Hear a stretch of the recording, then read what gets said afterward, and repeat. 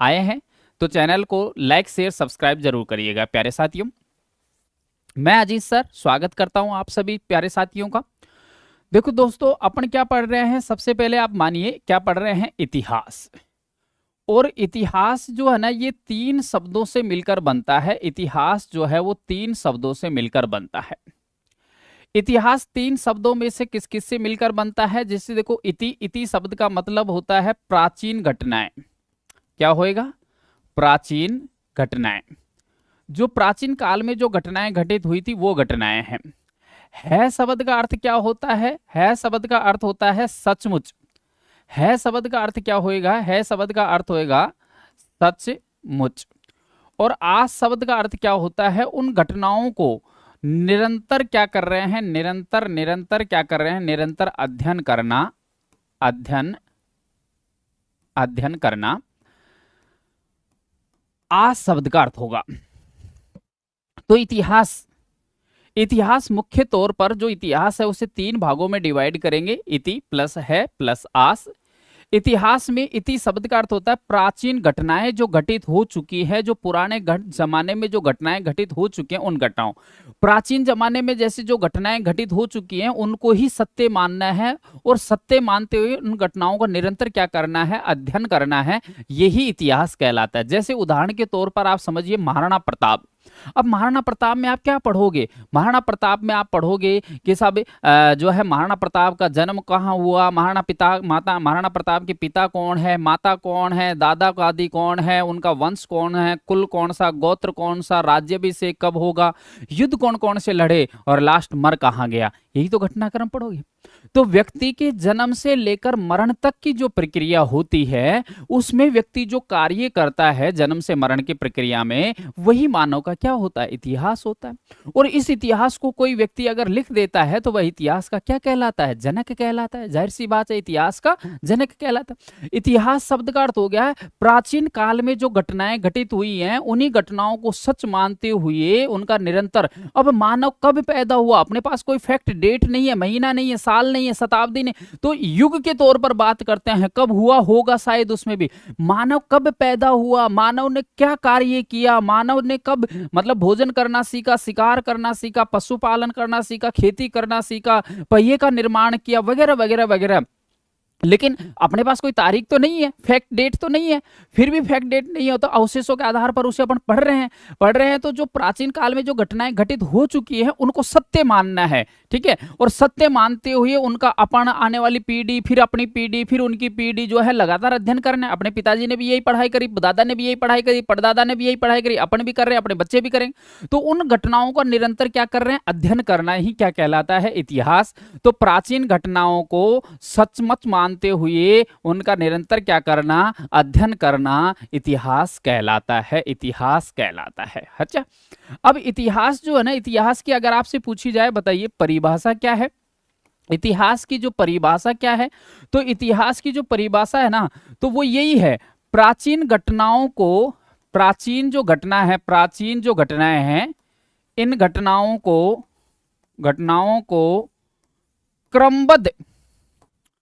क्रमबद्ध लिखना और उनका क्या करना? अध्ययन करना इतिहास कहलाता है। इतिहास की परिभाषा क्या है? इतिहास की परिभाषा है प्राचीन काल की जो घटनाएं हैं उनको क्रमबद्ध तरीके से, क्रमबद्ध मतलब सिस्टमेटिक ढंग से। जैसे मान लीजिए आप कैसे इतिहास पढ़ोगे, जैसे इतिहास मान लीजिए आप इस तरीके से पढ़िए कि आप जयपुर से दिल्ली जा रहे हैं, तो आपने इतिहास जयपुर का पढ़ लिया, फिर दिल्ली का पढ़ लिया, फिर बीच के अंदर जो रेलवे स्टेशन पड़े उनका पढ़ लिया, अलवर का, रेवाड़ी का, तो उल्टा सुल्टा हो जाएगा ना। अब ट्रेन कहां से चल रही है? मान लीजिए जयपुर से चल रही है, तो ट्रेन जैसे जयपुर से चलकर दिल्ली जाके रुकेगी, तो आप पहला इतिहास जयपुर का पढ़िए, फिर उसके बाद दौसा का पढ़िए, फिर उसके पश्चात अलवर का पढ़िए, फिर उसके बाद रेवाड़ी का पढ़िए, और उसके बाद दिल्ली का पढ़िए। तो क्रमबद्ध तरीके से चल रहे हो ना आप, ठीक है। तो इतिहास में जो घटनाएं प्राचीन हो चुकी हैं उन घटनाओं को क्रमबद्ध तरीके से, सिस्टमेटिक ढंग से, क्रमबद्ध, मिट गया ये, क्रमबद्ध, तो क्रमबद्ध तरीके से लिखना और उन्हीं को अध्ययन करना क्या कहलाता है? इतिहास कहलाता है। इतिहास, इतिहास की जीरो से हीरो बनाने वाली क्लासें मैं आप लोगों को बताऊंगा। अच्छे से समझिए, एक एक चीज समझिए, डिटेल से समझिए। इतिहास जो है उसको क्रमबद्ध तरीके से लिखना और पढ़ना इतिहास कहलाता है। और इतिहास जो है ना उसको अंग्रेजी में क्या कहते हैं? अंग्रेजी में कहते हैं हिस्ट्री, HISTORY, हिस्ट्री के नाम से जानेंगे इसे। यह जो शब्द है ना ये ग्रीक भाषा का शब्द है, याद रखिए ग्रीक भाषा का शब्द है, ग्रीक भाषा का शब्द है। कौन सा? अंग्रेजी में जो हिस्ट्री कहते हैं, हिस्टोरी कहते हैं, वह जो है ग्रीक भाषा का शब्द है। और इस शब्द का अर्थ क्या होता है? हिस्ट्री का अंग्रेजी में का जो मीनिंग है उसका अर्थ क्या होता है? गढ़ना, या इसका अर्थ होता है बुनना, गढ़ना या बुनना होता है। जो प्राचीन काल में जो घटनाएं घटित हो चुकी हैं, अब उनको अवशेषों को अपन जो है ना मिलाते हैं। एक अवशेष मिला राजस्थान से, एक मिला बिहार से, एक मिला यूपी से, एक मिला तमिलनाडु से। उन अवशेषों के आधार पर एक कहानी बढ़ाते हैं, एक कहानी को लिखते हैं, एक कहानी को क्रमबद्ध तरीके से जोड़ने का प्रयास करते हैं अपन। तो जो घड़ना या बुनना कहानी के रूप में, उसे घड़ना या कहानी के रूप में उसको एक तरीके से सिस्टमेटिक तरीके से कहानी को बुनना ही क्या कहलाता है? हिस्ट्री शब्द का अर्थ होता है। तो हिस्ट्री अंग्रेजी में जो लिखते हैं स्टोरी या हिस्ट्री, ये ग्रीक भाषा का शब्द है जिसका अर्थ होता है गढ़ना या भुनना। ये इतिहास का परिचय मैंने आपको बताया। परिभाषा के तौर पर इतिहास इति प्लस है प्लस आस शब्दों से बनेगा। प्राचीन घटनाएं सचमुच मानना, निरंतर अध्ययन करना। इसकी परिभाषा पूछे इतिहास की तो प्राचीन घटनाओं को क्रमबद्ध तरीके से लिखना और उनका अध्ययन करना इतिहास कहलाता है। इतिहास को अंग्रेजी में हिस्ट्री कहते हैं। हिस्ट्री शब्द जो है ग्रीक भाषा का शब्द है और इसका अर्थ क्या होता है? गढ़ना या बुनना होता है। क्लियर हुई बात यहां तक? आवाज आ रही है मेरी?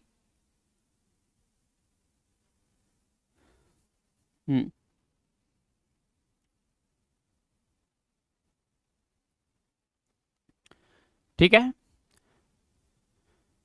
आवाज पहुंच रही है? हाँ जी, आगे बढ़िए। इसके बाद इतिहास जो है, इतिहास के जितने भी एविडेंस होंगे, इतिहास का एक तरीके से बेसिक नॉलेज जो होगा उसके बारे में आप समझिए। देखो क्या पढ़ रहे हैं? इतिहास पढ़ रहे हैं सब, इतिहास। अब इतिहास की अपन को क्या मिलेगी? जानकारी। इतिहास की जितनी भी चीजों की जानकारी अपन को मिलने वाली है, इतिहास की क्या मिलेगी? जानकारी। अब इतिहास की जानकारी अपन को कहां से मिलेगी? तो देखो तीर इधर जा रहा है। इतिहास की जानकारी अपन को कहां से मिलेगी? इतिहास की जानकारी अपन को पुरातात्विक विभाग से मिलेगी। पुरातात्विक, इस विभाग से मिलेगी, पुरातात्विक विभाग से। विभाग, ठीक है। अच्छा, पुरातात्विक विभाग जो है इसके बारे में फिर पूछे जाए आगे तो पुरातात्विक विभाग जो है उसकी और डिटेल्स अपन बात करेंगे पुरातात्विक विभाग के बारे में। चलो यहां तक। पुरातात्विक विभाग जो है इससे जानकारी मिलेगी, लेकिन पुरातात्विक विभाग जो है ना इसकी आपसे ये पूछी जाए, बताइए पुरातात्विक विभाग की स्थापना जो है ना, स्थापना कब हुई है? पुरातात्विक विभाग की स्थापना कब हुई है पूछा जाए। पुरातात्विक विभाग की स्थापना कब हुई है? तो याद रखिएगा इसकी स्थापना जो है ना 1861 ईस्वी के एरफेर में हुई है। सन 1861 ईस्वी को पुरातात्विक विभाग जो है ना वो स्थापित हुआ है। ठीक है, पुरातात्विक विभाग की स्थापना का मैंने आपको बता दिया है। पुरातात्विक विभाग से आपसे पूछा जाए, बताइए पुरातात्विक विभाग की स्थापना हो गई, इसका मुख्यालय कहाँ है? हेडक्वार्टर कहाँ है पुरातात्विक विभाग का? तो इसका मुख्यालय जो है ना वो कहाँ है भाइयों? कोलकाता में स्थापित है, कोलकाता में। और कोलकाता कहां पड़ता है? पश्चिम बंगाल में पड़ेगा। पुरातात्विक विभाग कहां पड़ेगा? पश्चिम बंगाल के अंदर। यहां इस डिपार्टमेंट का हेड है, मुख्यालय है जो है पुरातात्विक विभाग के बारे में डिटेल से बता दी। पुरातात्विक विभाग के बारे में तीसरी बात करें कि पुरातात्विक विभाग जो है उसके संस्थापक कौन है? संस्थापक कौन है? किसने इसकी स्थापना करी है? संस्थापक, तो इसके देखो संस्थापक जो है ना उस व्यक्ति का नाम है अलेक्जेंडर। अलेक्जेंडर, और अलेक्जेंडर का पूरा नाम क्या है? कनिंघन। नीचे लिख रहा हूं अलेक्जेंडर कनिंघन। और इसका सहयोगी व्यक्ति कौन है? एक व्यक्ति इसका सहयोगी है, उस व्यक्ति का नाम क्या है? लॉर्ड या लॉर्ड कैनिंग। कैनिंग, ये इसका सहयोगी व्यक्ति। दोनों व्यक्तियों ने मिलकर, मुख्य जो संस्थापक है वो तो अलेक्जेंडर कनिंगन है और दूसरा जो व्यक्ति है उसका नाम लॉर्ड कैनिंग है। अब लॉर्ड कैनिंग जो है उस व्यक्ति के बारे में बात हो रही है, उसके बाद बात हो चुकी है। अब उसके बाद में सहयोगी व्यक्ति के बारे में हो चुकी है बात, तो आगे बढ़िएगा। इसका अगर आपसे ये पूछा जाए, बताइए पुरातत्व विभाग जो है, इस पुरातत्व विभाग की का जैसे राष्ट्रीयकरण कब हुआ था? राष्ट्रीयकरण कब हुआ था? राष्ट्रीयकरण, राष्ट्रीयकरण मतलब पहले अंग्रेजों का डिपार्टमेंट था ये, फिर बाद में इसमें भारतीय शब्द जोड़ा गया है, तो भारतीय पुरातत्व विभाग। तो राष्ट्रीयकरण कब हुआ? सन 1902 ईस्वी के समय इसका राष्ट्रीयकरण हुआ है। हो गया राष्ट्रीयकरण। उसके पश्चात, राष्ट्रीयकरण के पश्चात पुरातत्व विभाग जो है उसके बारे में आगे, अब इसका राष्ट्रीयकरण हो गया तो इसका प्रथम अध्यक्ष कौन बनेगा? पहला अध्यक्ष कौन बनेगा? इसका जो पहला अध्यक्ष है ये सन 1902 ईस्वी से लेकर 1928 ईस्वी तक जो रहेगा, उसका पहला अध्यक्ष कौन बनेगा? उस व्यक्ति का नाम क्या होगा? Sir John Marshall. Sir John Marshall ये व्यक्ति बनेंगे। और इसके बाद में फिर अगर ये कि इसके दो है, इसके सदस्य कौन कौन थे? तो इसके देखो दो सदस्य और हुए हैं, मतलब सदस्य तो कई थे लेकिन दो प्रमुख रूप से सदस्य हैं। सदस्य कौन कौन थे? एक व्यक्ति जिसका नाम था राय बहादुर दयाराम, दयाराम साहनी। पूरा नाम लिख देता हूं, राय बहादुर, राय बहादुर दयाराम साहनी। और एक व्यक्ति है जिसका नाम क्या है? तो हाँ, आर.डी. बनर्जी, आर.डी. बनर्जी, राखलदास बनर्जी। दो सदस्य व्यक्ति और रहे। सर जॉन मार्शल के निर्देशन में जो बाद में उत्खनन होगा, खुदाई होगी, अवशेषों की जांच की जाएगी,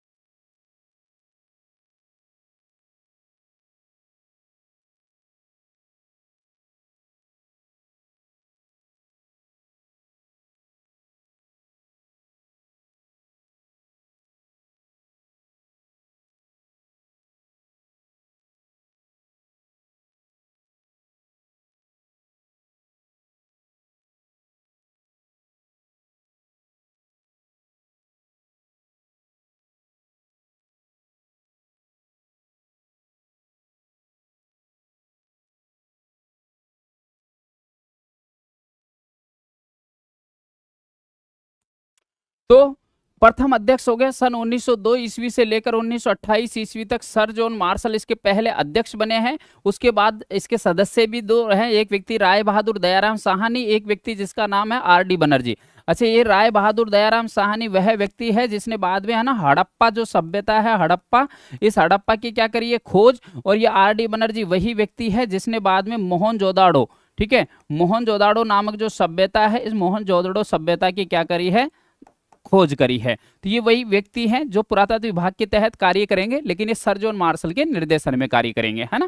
चलिए, इसके वाले बात हो गई। अब इसके बाद आप आगे बढ़िएगा और इसके बाद आगे बढ़ने के बाद में पुरातत्व विभाग जो है ना, तो देखो बाद में अब मैं तीर यहां से ले रहा हूं। पुरातत्व विभाग जो है ना अपन को इतिहास की जितनी भी जानकारी देगा ना, उस जानकारी को अपन क्या कहते हैं? उन जानकारियों को अपन ना अभिलेख कहते हैं, अभिलेख। अभिलेख एक क्या होते हैं? अभिलेख एक तरीके से जानकारी देने के स्रोत होते हैं, एक तरीके से एविडेंस होते हैं।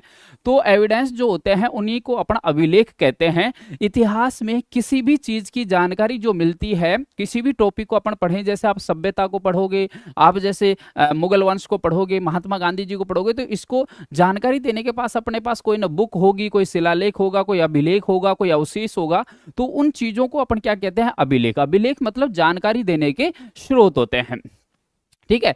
लेकिन अभिलेखों को देखो, कुछ अंग होते हैं, कुछ भाग होते हैं। जैसे अभिलेखों का एक अंग होता है या भाग होता है जिसको अपन ना शिलालेख कहते हैं।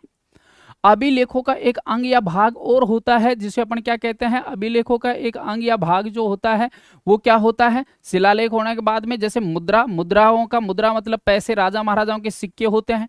उसके बाद में क्या होता है? एक ग्रंथ होता है, ग्रंथ पुस्तकें मतलब। और उसके पश्चात क्या होता है? उसके बाद जीव जंतुओं का अध्ययन होता है। जो जीव जंतु है ना, जीव जंतु, इन जीव जंतुओं का अध्ययन और होता है। अध्ययन वो भी किसमें? विज्ञान शाखा के अंदर। विज्ञान शाखा जो है ना, इसके अंदर होता है।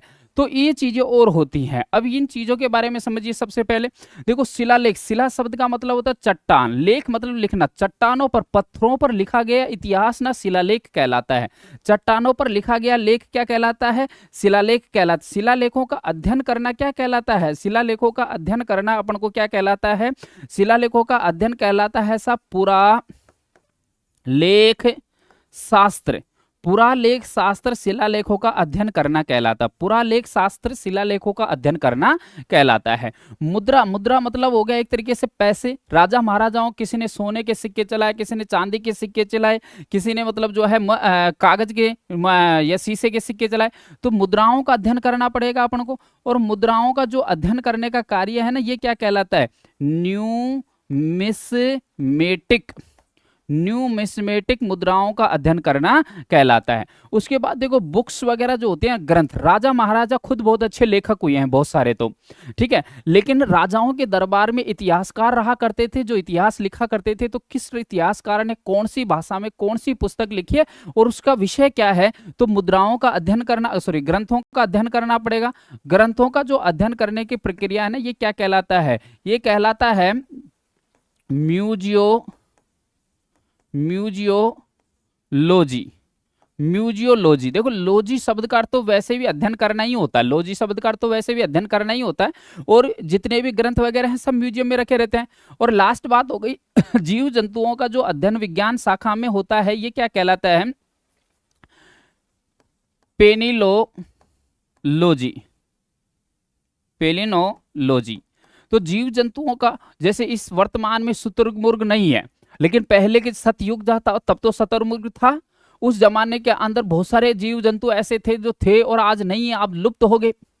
जैसे राजस्थान के अंदर एक सर्प पाया जाता, पीवड़ा सर्प। पीवड़ा सर्प वर्तमान के अंदर सिर्फ जैसलमेर के अंदर पाया जाता है, राष्ट्रीय मरु उद्यान में इसके अलावा है ही नहीं, लुप्त हो गया। तो उस समय में कौन से जीव थे, जंतु थे, जानवर थे, आज नहीं है, तो उनका अपन को अध्ययन करना पड़ेगा ना विज्ञान शाखा के अकॉर्डिंग। तो जीव जंतुओं का विज्ञान शाखा के अकॉर्डिंग अध्ययन करना क्या कहलाता है? पेनिलोलॉजी। ग्रंथों का अध्ययन करना म्यूजियोलॉजी। मुद्राओं का अध्ययन करना न्यूमिस्मेटिक। और शिलालेखों का अध्ययन करना क्या कहलाता है? पुरालेख शास्त्र कहलाता है। पुरालेख। इन सबसे इंपॉर्टेंट चीजें हो गई है। और इन सब को अपन क्या कहते हैं? अभिलेख। लेकिन अभिलेखों का अध्ययन करना क्या कहलाता है? अभिलेखों का अध्ययन करना कहलाता है एपिग्राफी। याद रखिएगा, एपिग्राफी। अभिलेखों का अध्ययन करना क्या कहलाता है? एपिग्राफी कहलाती है। स्क्रीनशॉट ले लीजिए आप लोग। कितना बेहतरीन तरीके से इतिहास जो है उसको मैं आप लोगों को बता रहा हूं। मेरे हिसाब से आपको समझ में आ रहा होगा।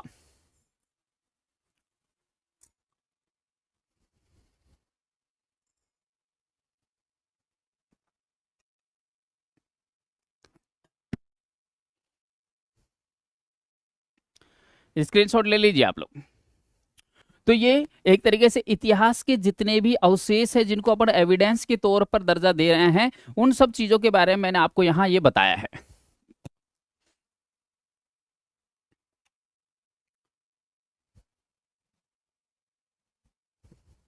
स्क्रीनशॉट ले लो फटाफट।